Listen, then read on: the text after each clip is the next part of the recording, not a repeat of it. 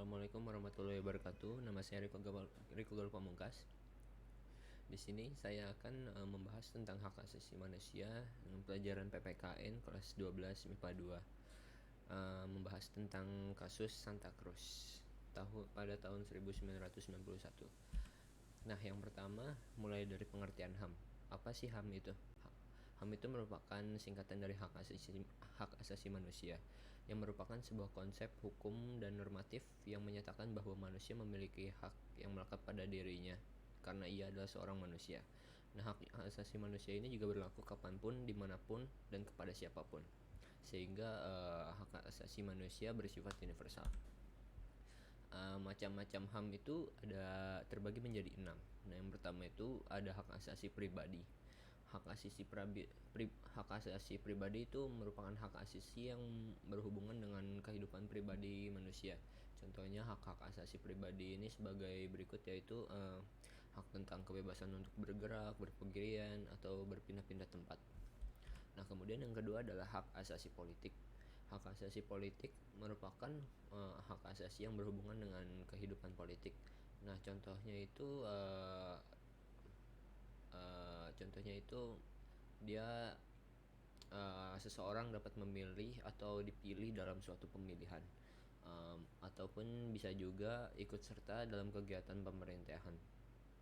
Nah, kemudian yang ketiga itu adalah hak asasi umum.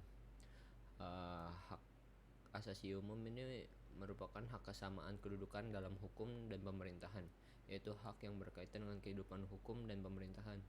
Nah, contoh hak asasi hukum itu sebagai berikut. Haknya mendapat perlakuan yang sama dalam hubungan dan pemerintahan. Kemudian yang kedua itu hak untuk menjadi pegawai negeri sipil ataupun PNS. Nah, yang keempat itu hak asasi ekonomi. Hak yang berhubungan dengan kegiatan perekonomian. Contoh dari hak asasi ekonomi ini misalnya kebebasan untuk kegiatan jual beli, berbelanja, dan semacamnya. Kemudian hak kebebasan untuk mengadakan perjanjian kontrak juga bisa. Kemudian yang kelima adalah hak asasi peradilan.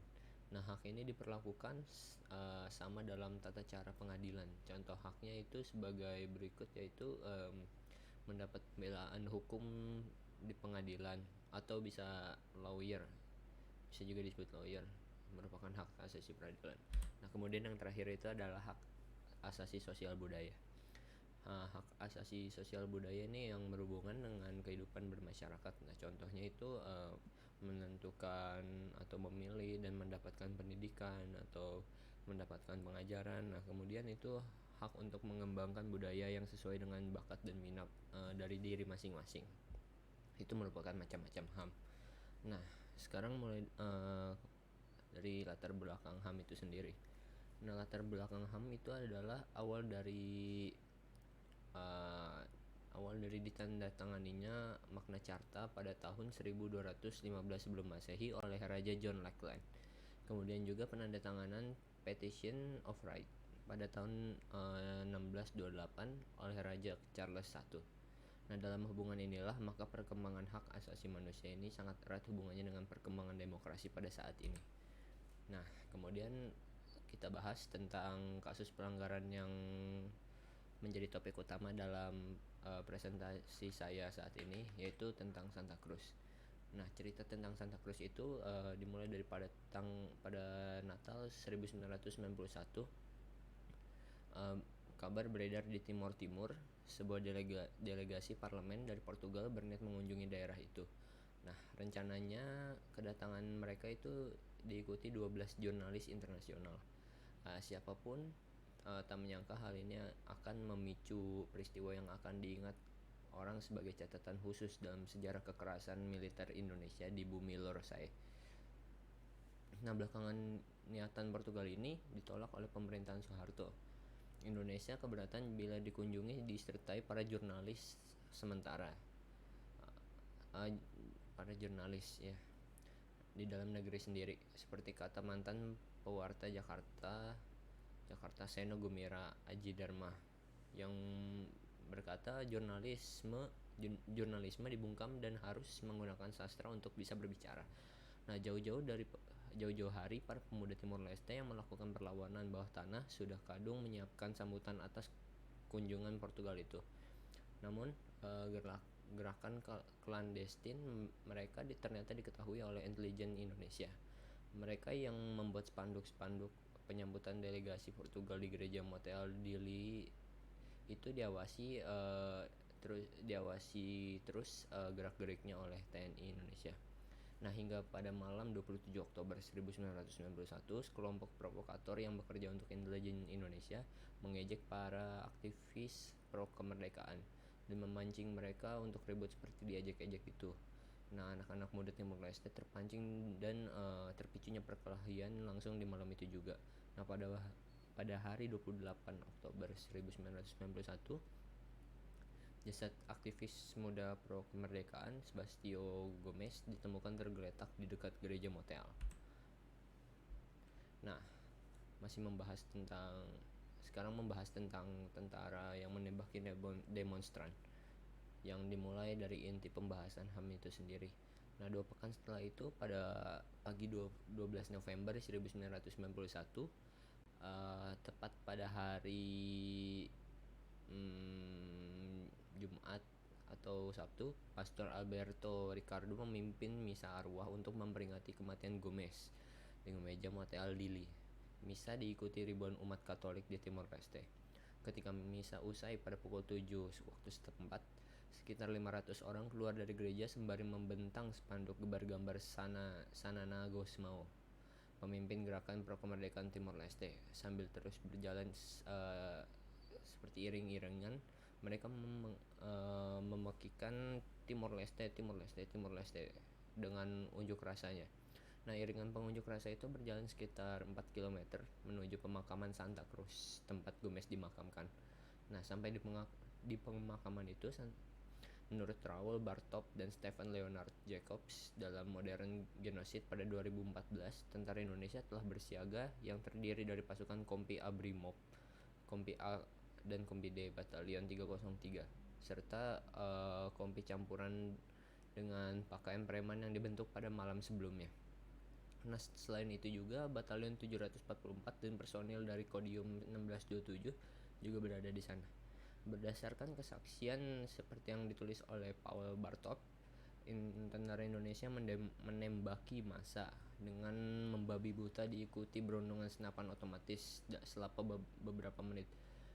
Tentara Indonesia menembaki ke tengah kerumunan yang membuat aktivis para pro kemerdekaan tertembak di punggung saat mereka berusaha melarikan diri. Tentara lainnya menendang dan menusuk korban luka serta sejumlah orang yang bersembunyi di area pemakaman.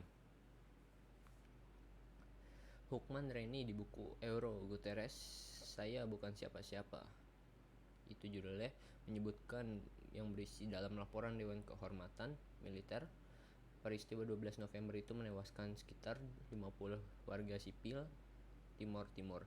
Tetapi laporan lain menyebutkan ratusan orang luka-luka dan puluhan tewas karena terkenanya peluru dari tentara Indonesia. Penyelidikan rinci dari perlawanan bawah tanah Timor Timur bahkan mendapatkan angka sekitar 273 orang yang tewas.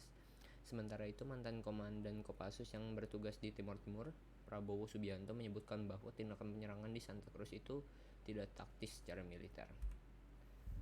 Nah, yang terakhir itu tentang mengabaikannya tekanan internasional dari Timor Timur sendiri. Nah, pada tanggal 25 Januari 2006, Washington Post pernah melaporkan hasil penelitian Komisi Penerimaan, Kebenaran dan Rekonsiliasi Timor Timor. Menurut penelitian komisi tersebut, Amerika seharusnya bertanggung jawab karena telah mendukung baik secara politik dan militer kepada Indonesia sejak pertama kali menyerang Timor Timur pada tahun 1975, dan selama mempertahankan daerah itu selama 24 tahun setidaknya. Akibat invasi ini lebih dari 100.000 orang telah tewas. Nah, akhir dari kasus Santa Cruz ini yaitu pembantaian Santa Cruz atau peristiwa yang bisa disebut juga 12 November menyebabkan 271 orang tewas, 382 orang terluka, serta 250 orang menghilang pada insiden tersebut. Nah, tragedi ini dikenang oleh bangsa Timor Leste sebagai salah satu hari paling berdarah dalam sejarah mereka dan mendapat perhatian internasional atas perjuangan mereka untuk merdeka. Nah, dari kasus tersebut terpampang jelas dari pelanggaran HAM yang sangat berat. Untuk penyelesaiannya, menurut saya pihak internasional dan Timor Leste yang sudah merdeka sekarang harus memberikan desakan kepada pemerintah Indonesia untuk menyelidiki secara tuntas siapa dalang dibaliknya dari atas kejadian Santa Cruz tersebut.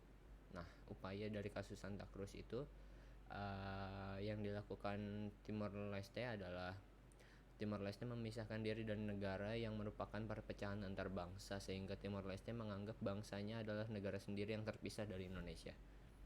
Akhir kata dari saya, mohon maaf jika ada kesalahan atau salah informasi karena ini adalah tugas sekolah. Terima kasih. Wassalamualaikum warahmatullahi wabarakatuh.